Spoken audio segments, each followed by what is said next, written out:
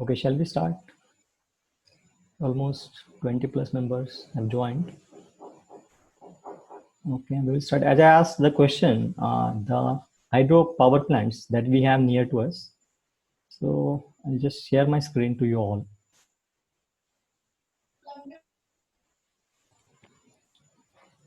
Yeah, if you see, this is what Google Maps.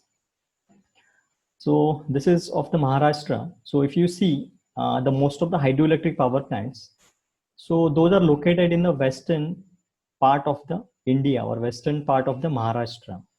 So from which you can imagine that how much resources we are having for hydroelectric power generation in the western part of Maharashtra or western part of India. The advantages that we are getting in the western part is, first is the almost the western Ghat areas are hilly areas. So we will get easily the high head for to store the water, as well to locate the powerhouse below that. This is what the first advantage that we are getting in the Western Ghats. The second advantage that we are getting in the Western Ghats or Western area of the Maharashtra or India is what there is no need to construct dam, or there is no need to construct the walls to store the water, because as the area is hilly, so with the help of that we can easily store the water which can be available for us throughout the year. So these are what the some of the advantages that we are getting in the site selection uh, as far as hydroelectric power plants are concerned, especially for the Maharashtra in the Western Ghats. Okay, so this is about the plants that we are having near to us. So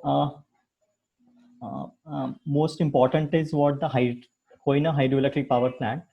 Then as some of you told that even Radhanagari, then might be near to this. There is a Chandoli power plant, which is a hydroelectric power plant.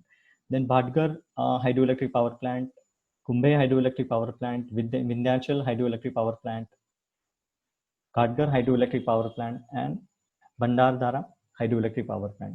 So wherever it is possible to have possibility to locate the hydroelectric power plant, at those many locations the hydroelectric power plants are situated or located. So if you have anything with you on either notebook or whatever page, please note it down all these things, because for the practical purpose, or might be some for test purpose which are coming in the upcoming period, so it will be very helpful to you to know about the hydroelectric sites which are near to us. I'll give you 1 minute to note it down for you all these sites for the hydroelectric power plant which are near to us.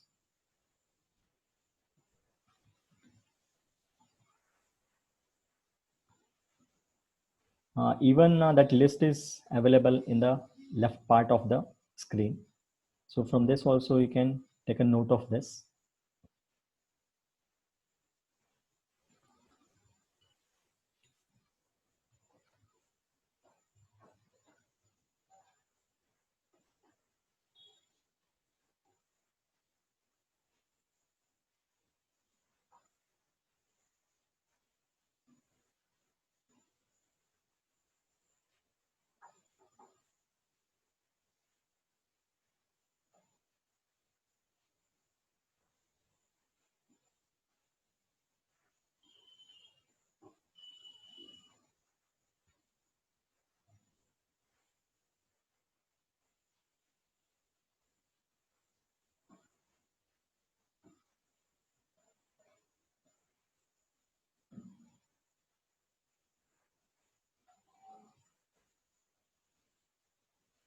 Okay, next we will proceed for the classification of hydroelectric power plant.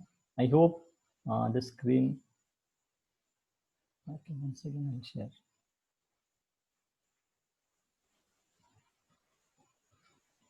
Yeah. So classification of hydroelectric power plants. So there are different constraints on which we can classify the hydroelectric power plants. So first constraint is according to the water flow regulation. So according to the water flow regulation, we are having three types of hydroelectric power plants. First is a runoff river plant without pondage. Pondage means a sort of small reservoir where we can store the water. It is not a big reservoir. It is a small reservoir where we can store the some amount of water. Then second type, according to the water flow regulation, is runoff river plants with pondage. And third is hydroelectric plants with storage reservoir. I hope everybody is having notebook and pen by which you can write these things and that you can keep with you. Then according to the load, we're having base load power plant, we're having peak load power plants, and we're having pumped storage power plants. According to the head, if head is greater than 100 meters, that sort of plant is called high head power plant. If the head is in between 30 to 100 meter, head means that level of the difference in the level in the reservoir head and the powerhouse head, or you can say the head at which the generator or the turbine is located. And the last is the low head power plant, which is less than 30 meters. So wherever the plants or whatever plants we are having, especially in the hilly areas, so those are having a head which is more than 100 meters. So their generation capacity is more, means as head is high, the generation capacity is higher and higher. So if head is greater than 100 meters, so capacity of the generation is very high as compared to the head, which is either medium or low. So therefore, these are what the general constraint. Three constraints it has been used to classify the hydroelectric power plant. First, as I said, according to the water flow, runoff river with pondage, runoff river without pondage, and hydroelectric plants with storage reservoir. Then next is according to the load, base load power plant, peak load power plant, and pump storage power plant. Let us clarify about this base load power plant and peak load power plant. Base load power plant means if suppose take into consideration, this is what the load curve.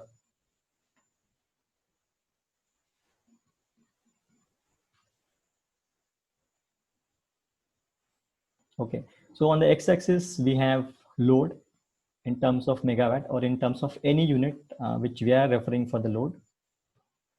And on the y-axis, we are having the time. So this is the load curve, which shows the relation in between these two categories. So base load means what? Just change the color.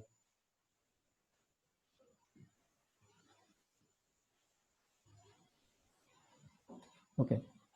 So throughout the time constraint, this much amount of load is constant onto the say power system. So even in the earlier, let's say this is for one day, even earlier in the day, the load requirement is minimum load requirement is this much. And even throughout the, if you take into the consideration average load of the day or the minimum load of the day, this is also taken into the consideration. So if we have a plant which are generating this much amount of power, those plants are especially we'll call it as a base load power plants.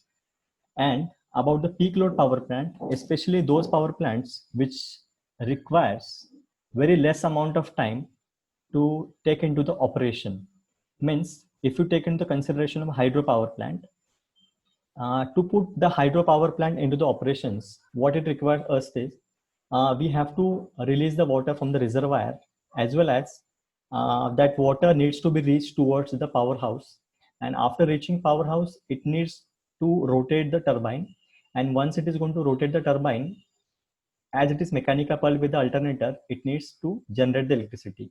Once it is going to generate the electricity, it needs us to synchronize that power with the grid power. And once it is going to synchronize, then only we can feed it that much amount of power into the grid. So right from releasing water from the reservoir till the synchronization, this much amount of time it will require to take into that particular plant into the operation, right? So if the if this time period is less, then that power plant is called as peak load power plant, because as there is a variation in the load, so for this period only we can add a particular power plant into the operation, and once that amount of load is getting reduced, we can take off that plant from the operation, or we can stop that power plant to generate the electricity. Likewise, after this, if we require the excessive power for this much amount of time, so once again we can take into the operation that particular power plant, and whenever it is not required, we can remove that power plant. About the base power plant, especially thermal power plant, it requires much more time to take into the consideration or take into the operations, because right from putting raw coal into the boiler, converting into the steam, and at very high temperature as well as very high velocity. And after that, it will start to generate the electricity with the help of steam turbines.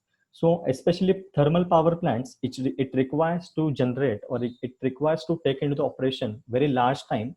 So almost all over, the thermal power plants are utilized as a baseload power plants, and especially hydropower plants, small hydropower plants as well, some of the renewable energy sources that are considered as a peak load power plants, by which we can take them into the operations on the immediate basis. If you take into the consideration, earlier actually before 2 years, we all faculty have visited to the Koina power station. So over there, what they told is just to take water from the reservoir and to feed the synchronized electricity to the grid, they will require 17 seconds to take into the operation of that particular power plant. They have told only in case of one unit, because Koina hydroelectric power plant, they're having almost around 4 to 5 units. Might be fifth unit is they are actually working. So 4 to 5 units they're working. So only they told that about the power station which is at the base of the dam.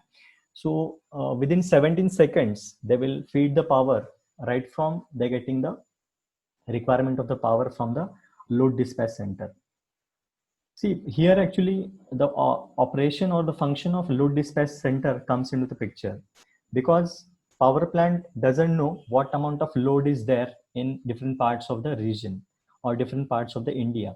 So that will be communicated by load dispatch center towards different power plants, that it needs you to start the generation at this point of time, and it needs you to stop the generation at this point of time.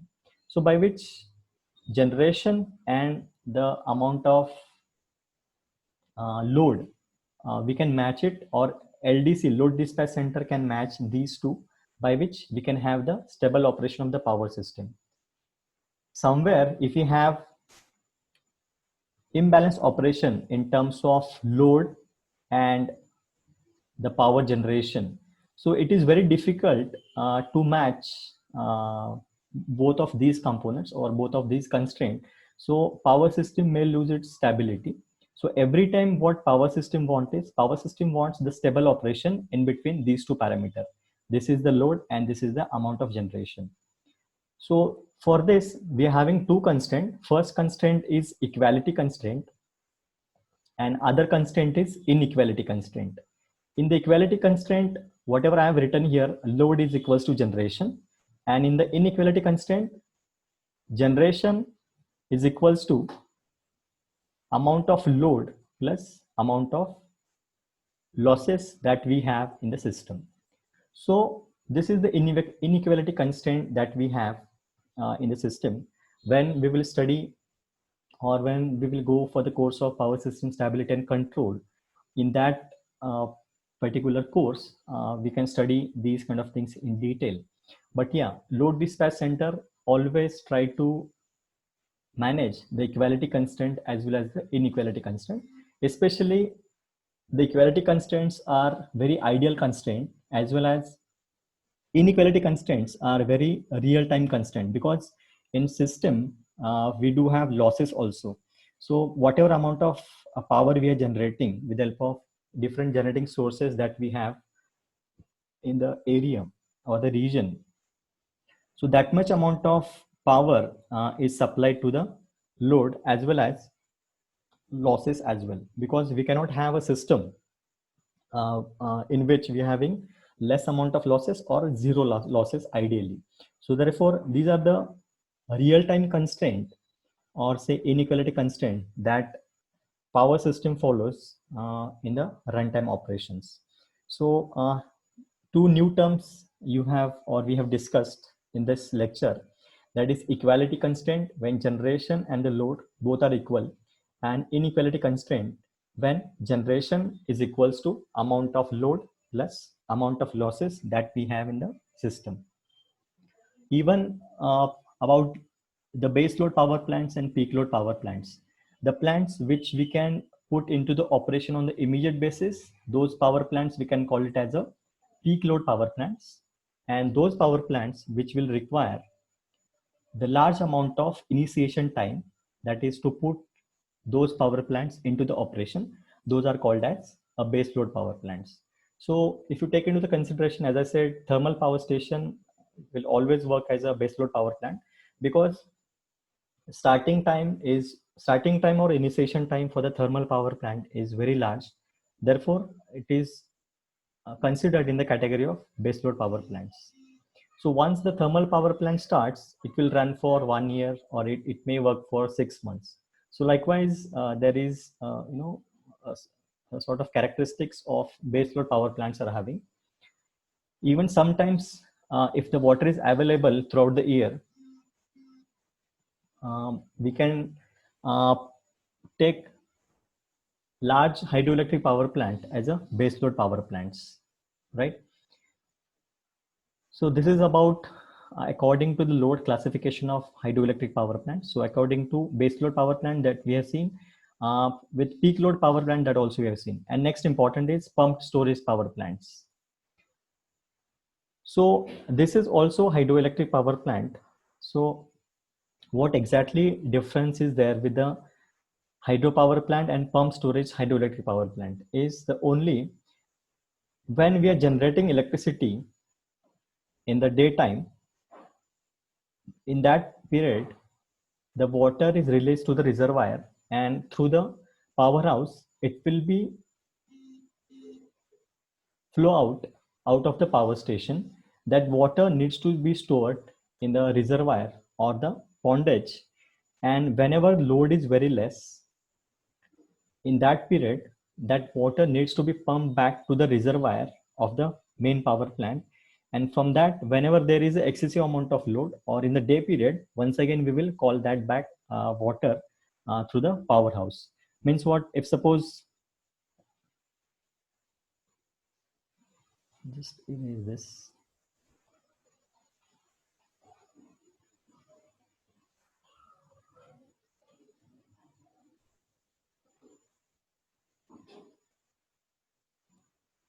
Okay.